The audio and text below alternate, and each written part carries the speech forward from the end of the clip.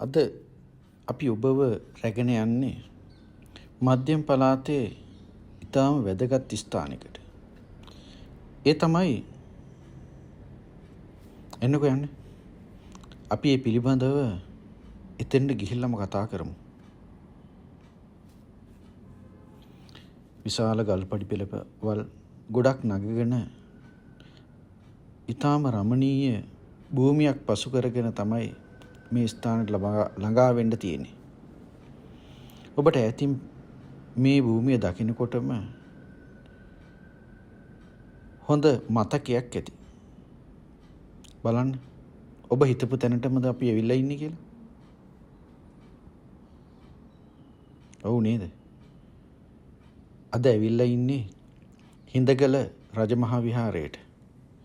මේ ස්ථානය ඊටාම වැදගත්. අර පේන්නේ ඇති අතීතයේ තිබුණු මිල කළ නොහැකි සිතුවම්. ඒ පිළිබඳව ඉදිරියේදී අපි සාකච්ඡා කරමු.